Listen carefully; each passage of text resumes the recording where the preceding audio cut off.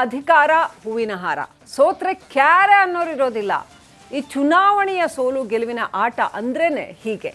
ಗೆದ್ರೆ ನಂದು ನಾವೇ ಗೆಲ್ಸಿದ್ದು ಅಂತ ಅನ್ನಕ್ಕೆ 100 ಜನ 1000 ಜನ ಬಂದು ನಿಲ್ತ್ಕೋತಾರೆ. ಸೊ ನಮ್ಮ ಕ್ಯಾಂಡಿಡೇಟು ನಾವೇ ಗೆಲ್ಸಿದ್ದು ಅಂತ. ಆದ್ರೆ ಏನಾದರೂ ಸೋತ್ರೆ ಇರೋರು ಇರಲ್ಲ, ಜೊತೆಗಿರೋರು ಇರಲ್ಲ, ಯಾರೂ ಇರಲ್ಲ. ಜೊತೆಗೆ ನಂದು ಇರಲಿ, ನಮ್ಮ ಫ್ಯಾಮಿಲಿಯೂ ಇರಲಿ ಅಂತ ಬಾಯಿ ತುಂಬ ಬೈಕೊಂಡು ಓಡಾಡ್ತಾರೆ. ಕ್ಯಾಂಡಿಡೇಟೇ ಸರಿ ಇರಲಿಲ್ಲ, ಇವ್ರಿಗೆ ಟಿಕೆಟ್ ಸಿಗಬಾರ್ದಾಗಿತ್ತು, ಇವ್ರಿಗೆ ದುಡ್ಡಿನ ಮದ, ಮತ್ತೊಂದು 108 ಥರ ಬೈಕೊಂಡು ಓಡಾಡ್ತಾರೆ. ಸೊ ಉಪಚುನಾವಣಾ ಅಖಾಡದಲ್ಲೂ ಕೂಡ ಈಗ ಬಲಿಕ ಬಕ್ರಗಳನ್ನು ಹುಡುಕೋ ಕಾರ್ಯ ಶುರುವಾಗಿದೆಯಾ ಅನ್ನುವಂಥ ಅನುಮಾನ ಮೂಡ್ತಾ ಇದೆ. ಈ ಬಲಿಕ ಬಕ್ರನ ಯಾಕೆ ಹುಡುಕ್ತಾರೆ? ಅಕಸ್ಮಾತ್ ಸೋತ್ಬಿಟ್ರೆ ಅನ್ನೋ ಭಯ ಶುರುವಾದಾಗ. ಕಾಂಗ್ರೆಸ್ ಬಿಜೆಪಿ ಎರಡೂ ಕೂಡ ಸೋಲಿನ ಹೊಣೆ ಹೊರೋರು ಯಾರು ಅಂತ ಹುಡುಕ್ತಾ ಇದ್ದಾರೆ ಅಂತ.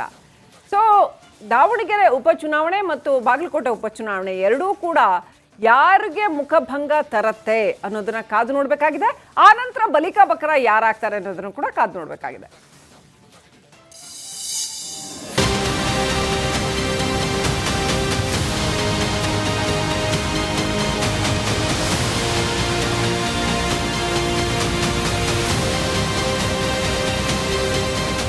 ಒಂದು ಇವ್ರನ್ನ ಒಂದು ಟೂರ್ನ ತಡಬೇಕಾದಂತ ಶಕ್ತಿ ನಮ್ಮ ಗುರುಗಳಿಗೆ ಐತಿ ಅನ್ನುವಂಥದ್ದು ನೆನಪು ಮಾಡಕ್ ಬಂದೇನೆ. ಆ ಕಾರ್ಯವನ್ನು ಯಶಸ್ವಿಯಾಗಿ ಇದೊಂದು ಮಾತು ಬಿಜೆಪಿ ಪಾಲಿಗೆ ಬಾಗಲಕೋಟೆಯನ್ನ ನಿಲುಕದ ನಕ್ಷತ್ರವಾಗಿಸಿ ಬಿಡ್ತಾ. ಹೌದು, ಮಾಜಿ ಸಚಿವ ಸಿಸಿ ಪಾಟೀಲ್ರ ಮಾತು 2 ಸಮುದಾಯಗಳ ಮತಗಳನ್ನ ಕೇಸರಿ ಪಕ್ಷದಿಂದ ಬಲು ದೂರಕ್ಕೆ ಕರೆದೊಯ್ತಾ ಅನ್ನೋ ಗಣಿತ ಶುರುವಾಗಿದೆ. ಪ್ರಚಾರದ ಅಖಾಡದಲ್ಲಿ ಸಿಸಿ ಪಾಟೀಲರ ಅದೊಂದು ಹೇಳಿಕೆ ಕುರುಬರ ಮತಗಳನ್ನ ಕಿತ್ತುಕೊಂಡ್ರೆ ಅಸಮಾಧಾನಿತ ಮುಸ್ಲಿಮರ ಬಿಜೆಪಿ ಪರ ಒಲವನ್ನ ಮರೀಚಿಕೆ ಮಾಡಿಬಿಡ್ತು ಅನ್ನೋ ಲೆಕ್ಕಾಚಾರ ಇದೀಗ ಬಿಜೆಪಿಯಲ್ಲಿ ನಡೆದಿದೆ. ಹೌದು, ಬಾಗಲಕೋಟೆಯಲ್ಲಿ ಕಮಲ ಮುದುಡಿದ್ರೆ ಅದಕ್ಕೆ ಯಾರು ಹೊಣೆ ಅನ್ನೋದನ್ನ ಲೆಕ್ಕ ಹಾಕಲಾಗ್ತಿದ್ದು, ಸೋಲಿನ ಹೊಣೆಗೆ ಹೆಗಲು ಕೊಡಲು ಹಲವರ ತಪ್ಪುಗಳನ್ನ ಪಟ್ಟಿ ಮಾಡಲಾಗ್ತಿದೆ.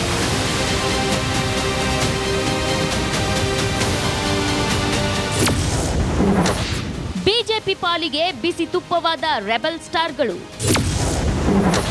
ಯತ್ನಾಳ್ ರಂಗ ಪ್ರವೇಶ ಮಾಡ್ತಾ ಬಿಜೆಪಿಗೆ ಡ್ಯಾಮೇಜ್.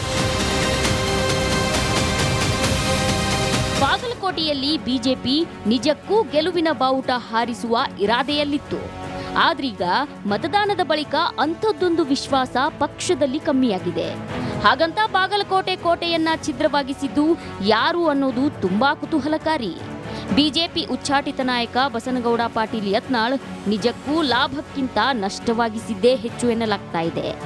ವಿಜಯೇಂದ್ರರನ್ನ ಬಹಿರಂಗವಾಗಿ ಟೀಕಿಸುತ್ತಾ ಸುತ್ತಿದ್ದ ಯತ್ನಾಳ್ ಚರಂತಿಮಠ್ ಪಾಲಿಗೆ ಕಂಟಕವಾಗಿದ್ದಾರೆ ಅನ್ನಲಾಗ್ತಿದೆ. ಬಿಜೆಪಿ ಒಂದೊಮ್ಮೆ ಬಾಗಲಕೋಟೆ ಸೋತ್ರೆ ಅದಕ್ಕೆ ರೆಬೆಲ್ ಸ್ಟಾರ್ಗಳೇ ಸಾಮೂಹಿಕ ಹೊಣೆಗಾರರು ಅನ್ನಲು ಸಜ್ಜಾಗ್ತಿದೆ.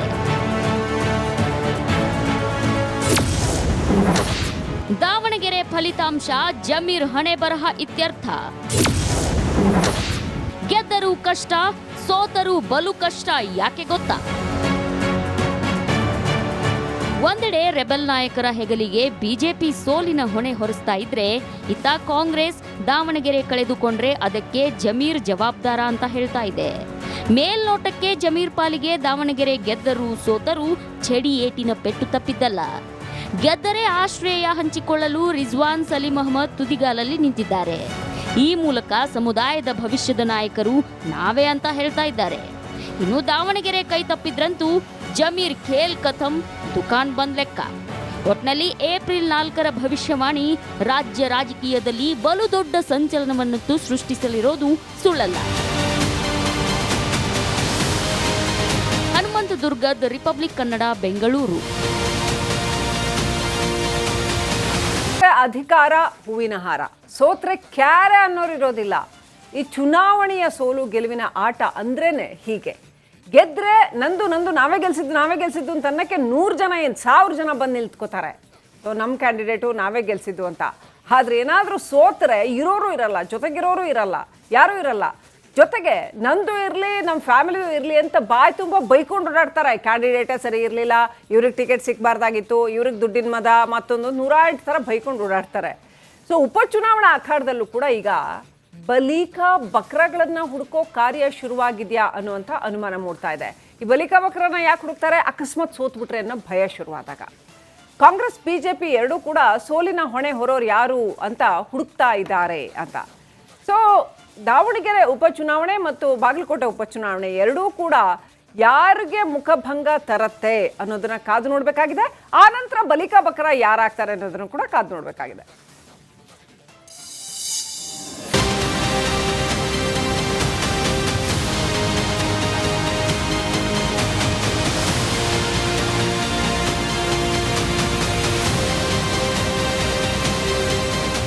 ಒಂದು ಇವ್ರನ್ನ ಒಂದು ಟೂರ್ನ ತಡಬೇಕಾದಂತ ಶಕ್ತಿ ನಮ್ಮ ಗುರುಗಳಿಗೆ ಐತಿ ಅನ್ನುವಂಥದ್ದು ನೆನಪು ಮಾಡಕ್ ಬಂದೇನೆ. ಆ ಕಾರ್ಯವನ್ನ ಯಶಸ್ವಿಯಾಗಿ ಇದೊಂದು ಮಾತು ಬಿಜೆಪಿ ಪಾಲಿಗೆ ಬಾಗಲಕೋಟೆಯನ್ನ ನಿಲುಕದ ನಕ್ಷತ್ರವಾಗಿಸಿ ಬಿಡ್ತಾ. ಹೌದು, ಮಾಜಿ ಸಚಿವ ಸಿಸಿ ಪಾಟೀಲ್ರ ಮಾತು ಎರಡು ಸಮುದಾಯಗಳ ಮತಗಳನ್ನ ಕೇಸರಿ ಪಕ್ಷದಿಂದ ಬಲು ದೂರಕ್ಕೆ ಕರೆದೊಯ್ತಾ ಅನ್ನೋ ಗಣಿತ ಶುರುವಾಗಿದೆ. ಪ್ರಚಾರದ ಅಖಾಡದಲ್ಲಿ ಸಿಸಿ ಪಾಟೀಲರ ಅದೊಂದು ಹೇಳಿಕೆ ಕುರುಬರ ಮತಗಳನ್ನ ಕಿತ್ತುಕೊಂಡ್ರೆ ಅಸಮಾಧಾನಿತ ಮುಸ್ಲಿಮರ ಬಿಜೆಪಿ ಪರ ಒಲವನ್ನ ಮರೀಚಿಕೆ ಮಾಡಿಬಿಡ್ತು ಅನ್ನೋ ಲೆಕ್ಕಾಚಾರ ಇದೀಗ ಬಿಜೆಪಿಯಲ್ಲಿ ನಡೆದಿದೆ. ಹೌದು, ಬಾಗಲಕೋಟೆಯಲ್ಲಿ ಕಮಲ ಮುದುಡಿದ್ರೆ ಅದಕ್ಕೆ ಯಾರು ಹೊಣೆ ಅನ್ನೋದನ್ನ ಲೆಕ್ಕ ಹಾಕಲಾಗ್ತಿದ್ದು, ಸೋಲಿನ ಹೊಣೆಗೆ ಹೆಗಲು ಕೊಡಲು ಹಲವರ ತಪ್ಪುಗಳನ್ನ ಪಟ್ಟಿ ಮಾಡಲಾಗ್ತಿದೆ.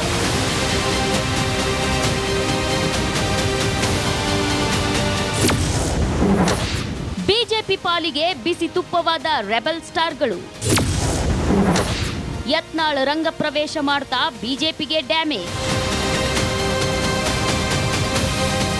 ಬಾಗಲಕೋಟೆಯಲ್ಲಿ ಬಿಜೆಪಿ ನಿಜಕ್ಕೂ ಗೆಲುವಿನ ಬಾವುಟ ಹಾರಿಸುವ ಇರಾದೆಯಲ್ಲಿತ್ತು. ಆದ್ರೀಗ ಮತದಾನದ ಬಳಿಕ ಅಂಥದ್ದೊಂದು ವಿಶ್ವಾಸ ಪಕ್ಷದಲ್ಲಿ ಕಮ್ಮಿಯಾಗಿದೆ. ಹಾಗಂತ ಬಾಗಲಕೋಟೆ ಕೋಟೆಯನ್ನ ಛಿದ್ರವಾಗಿಸಿದ್ದು ಯಾರು ಅನ್ನೋದು ತುಂಬಾ ಕುತೂಹಲಕಾರಿ.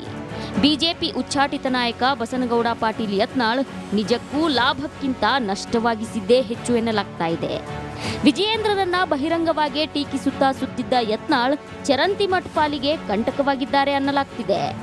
ಬಿಜೆಪಿ ಒಂದೊಮ್ಮೆ ಬಾಗಲಕೋಟೆ ಸೋತ್ರೆ ಅದಕ್ಕೆ ರೆಬಲ್ ಸ್ಟಾರ್ಗಳೇ ಸಾಮೂಹಿಕ ಹೊಣೆಗಾರರು ಅನ್ನಲು ಸಜ್ಜಾಗ್ತಿದೆ.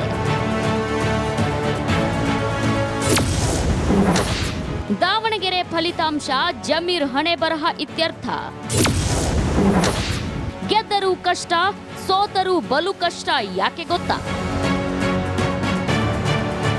ಒಂದೆಡೆ ರೆಬಲ್ ನಾಯಕರ ಹೆಗಲಿಗೆ ಬಿಜೆಪಿ ಸೋಲಿನ ಹೊಣೆ ಹೊರಿಸ್ತಾ ಇದ್ರೆ, ಇತ್ತ ಕಾಂಗ್ರೆಸ್ ದಾವಣಗೆರೆ ಕಳೆದುಕೊಂಡ್ರೆ ಅದಕ್ಕೆ ಜಮೀರ್ ಜವಾಬ್ದಾರ ಅಂತ ಹೇಳ್ತಾ ಇದೆ. ಮೇಲ್ನೋಟಕ್ಕೆ ಜಮೀರ್ ಪಾಲಿಗೆ ದಾವಣಗೆರೆ ಗೆದ್ದರೂ ಸೋತರೂ ಛಡಿ ಏಟಿನ ಪೆಟ್ಟು ತಪ್ಪಿದ್ದಲ್ಲ. ಗೆದ್ದರೆ ಆಶ್ರಯ ಹಂಚಿಕೊಳ್ಳಲು ರಿಜ್ವಾನ್ ಸಲೀಂ ಅಹಮದ್ ತುದಿಗಾಲಲ್ಲಿ ನಿಂತಿದ್ದಾರೆ. ಈ ಮೂಲಕ ಸಮುದಾಯದ ಭವಿಷ್ಯದ ನಾಯಕರು ನಾವೇ ಅಂತ ಹೇಳ್ತಾ ಇದ್ದಾರೆ. ಇನ್ನು ದಾವಣಗೆರೆ ಕೈ ತಪ್ಪಿದ್ರಂತೂ ಜಮೀರ್ ಖೇಲ್ ಕಥಂ, ದುಕಾನ್ ಬಂದ್ ಲೆಕ್ಕ. ಒಟ್ನಲ್ಲಿ ಏಪ್ರಿಲ್ 4ರ ಭವಿಷ್ಯವಾಣಿ ರಾಜ್ಯ ರಾಜಕೀಯದಲ್ಲಿ ಬಲು ದೊಡ್ಡ ಸಂಚಲನವನ್ನಂತೂ ಸೃಷ್ಟಿಸಲಿರೋದು ಸುಳ್ಳಲ್ಲ. ಹನುಮಂತ ದುರ್ಗದ್, ರಿಪಬ್ಲಿಕ್ ಕನ್ನಡ, ಬೆಂಗಳೂರು. ಅಧಿಕಾರ ಹೂವಿನ ಹಾರ, ಸೋತ್ರೆ ಕ್ಯಾರೆ ಅನ್ನೋರು ಇರೋದಿಲ್ಲ. ಈ ಚುನಾವಣೆಯ ಸೋಲು ಗೆಲುವಿನ ಆಟ ಅಂದ್ರೇನೆ ಹೀಗೆ. ಗೆದ್ರೆ ನಂದು ನಾವೇ ಗೆಲ್ಸಿದ್ದು ಅಂತ ಅನ್ನಕ್ಕೆ 100 ಜನ 1000 ಜನ ಬಂದು ನಿಲ್ತ್ಕೋತಾರೆ. ಸೊ ನಮ್ಮ ಕ್ಯಾಂಡಿಡೇಟು ನಾವೇ ಗೆಲ್ಸಿದ್ದು ಅಂತ. ಆದ್ರೆ ಏನಾದರೂ ಸೋತ್ರೆ ಇರೋರು ಇರಲ್ಲ, ಜೊತೆಗಿರೋರು ಇರಲ್ಲ, ಯಾರೂ ಇರಲ್ಲ. ಜೊತೆಗೆ ನಂದು ಇರಲಿ, ನಮ್ಮ ಫ್ಯಾಮಿಲಿಯೂ ಇರಲಿ ಅಂತ ಬಾಯಿ ತುಂಬ ಬೈಕೊಂಡು ಓಡಾಡ್ತಾರೆ. ಕ್ಯಾಂಡಿಡೇಟೇ ಸರಿ ಇರಲಿಲ್ಲ, ಇವ್ರಿಗೆ ಟಿಕೆಟ್ ಸಿಗಬಾರ್ದಾಗಿತ್ತು, ಇವ್ರಿಗೆ ದುಡ್ಡಿನ ಮದ, ಮತ್ತೊಂದು 108 ಥರ ಬೈಕೊಂಡು ಓಡಾಡ್ತಾರೆ. ಸೊ ಉಪಚುನಾವಣಾ ಅಖಾಡದಲ್ಲೂ ಕೂಡ ಈಗ ಬಲಿಕಾ ಬಕ್ರಗಳನ್ನು ಹುಡುಕೋ ಕಾರ್ಯ ಶುರುವಾಗಿದೆಯಾ ಅನ್ನುವಂಥ ಅನುಮಾನ ಮೂಡ್ತಾ ಇದೆ. ಈ ಬಲಿಕಾ ಬಕ್ರನ ಯಾಕೆ ಹುಡುಕ್ತಾರೆ? ಅಕಸ್ಮಾತ್ ಸೋತ್ಬಿಟ್ರೆ ಅನ್ನೋ ಭಯ ಶುರುವಾದಾಗ. ಕಾಂಗ್ರೆಸ್ ಬಿಜೆಪಿ ಎರಡೂ ಕೂಡ ಸೋಲಿನ ಹೊಣೆ ಹೊರೋರು ಯಾರು ಅಂತ ಹುಡುಕ್ತಾ ಇದ್ದಾರೆ ಅಂತ. ಸೊ ದಾವಣಗೆರೆ ಉಪಚುನಾವಣೆ ಮತ್ತು ಬಾಗಲಕೋಟೆ ಉಪಚುನಾವಣೆ ಎರಡೂ ಕೂಡ ಯಾರಿಗೆ ಮುಖಭಂಗ ತರತ್ತೆ ಅನ್ನೋದನ್ನ ಕಾದು ನೋಡಬೇಕಾಗಿದೆ.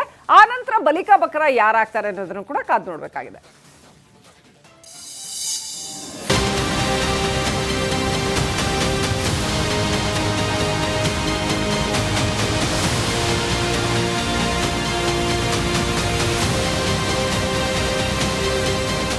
ಒಂದು ಇವ್ರನ್ನ ಒಂದು ಟೂರ್ನ ತಡಬೇಕಾದಂತ ಶಕ್ತಿ ನಮ್ಮ ಗುರುಗಳಿಗೆ ಐತಿ ಅನ್ನುವಂಥದ್ದು ನೆನಪು ಮಾಡಕ್ ಬಂದೇನೆ. ಆ ಕಾರ್ಯವನ್ನ ಯಶಸ್ವಿಯಾಗಿ ಮಾಡಿ ಇದೊಂದು ಮಾತು ಬಿಜೆಪಿ ಪಾಲಿಗೆ ಬಾಗಲಕೋಟೆಯನ್ನ ನಿಲುಕದ ನಕ್ಷತ್ರವಾಗಿಸಿ ಬಿಡ್ತಾ.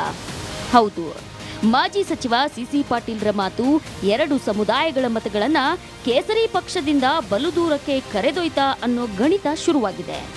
ಪ್ರಚಾರದ ಅಖಾಡದಲ್ಲಿ ಸಿಸಿ ಪಾಟೀಲರ ಅದೊಂದು ಹೇಳಿಕೆ ಕುರುಬರ ಮತಗಳನ್ನ ಕಿತ್ತುಕೊಂಡ್ರೆ ಅಸಮಾಧಾನಿತ ಮುಸ್ಲಿಮರ ಬಿಜೆಪಿ ಪರ ಒಲವನ್ನ ಮರೀಚಿಕೆ ಮಾಡಿಬಿಡ್ತು ಅನ್ನೋ ಲೆಕ್ಕಾಚಾರ ಇದೀಗ ಬಿಜೆಪಿಯಲ್ಲಿ ನಡೆದಿದೆ. ಹೌದು, ಬಾಗಲಕೋಟೆಯಲ್ಲಿ ಕಮಲ ಮುದುಡಿದ್ರೆ ಅದಕ್ಕೆ ಯಾರು ಹೊಣೆ ಅನ್ನೋದನ್ನ ಲೆಕ್ಕ ಹಾಕಲಾಗ್ತಿದ್ದು, ಸೋಲಿನ ಹೊಣೆಗೆ ಹೆಗಲು ಕೊಡಲು ಹಲವರ ತಪ್ಪುಗಳನ್ನ ಪಟ್ಟಿ ಮಾಡಲಾಗ್ತಿದೆ.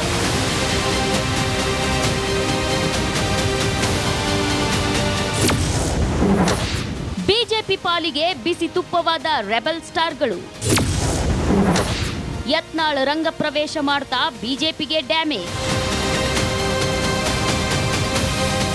ಬಾಗಲಕೋಟೆಯಲ್ಲಿ ಬಿಜೆಪಿ ನಿಜಕ್ಕೂ ಗೆಲುವಿನ ಬಾವುಟ ಹಾರಿಸುವ ಇರಾದೆಯಲ್ಲಿತ್ತು.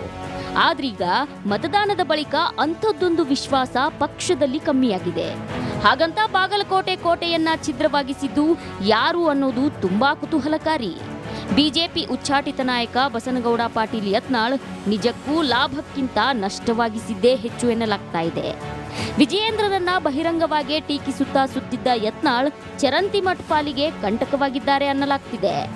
ಬಿಜೆಪಿ ಒಂದೊಮ್ಮೆ ಬಾಗಲಕೋಟೆ ಸೋತ್ರೆ ಅದಕ್ಕೆ ರೆಬೆಲ್ ಸ್ಟಾರ್ಗಳೇ ಸಾಮೂಹಿಕ ಹೊಣೆಗಾರರು ಅನ್ನಲು ಸಜ್ಜಾಗ್ತಿದೆ.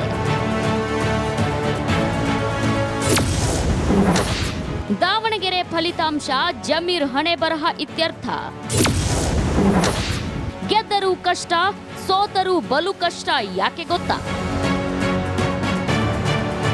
ಒಂದೆಡೆ ರೆಬೆಲ್ ನಾಯಕರ ಹೆಗಲಿಗೆ ಬಿಜೆಪಿ ಸೋಲಿನ ಹೊಣೆ ಹೊರಿಸ್ತಾ ಇದ್ರೆ, ಇತ್ತ ಕಾಂಗ್ರೆಸ್ ದಾವಣಗೆರೆ ಕಳೆದುಕೊಂಡ್ರೆ ಅದಕ್ಕೆ ಜಮೀರ್ ಜವಾಬ್ದಾರ ಅಂತ ಹೇಳ್ತಾ ಇದೆ.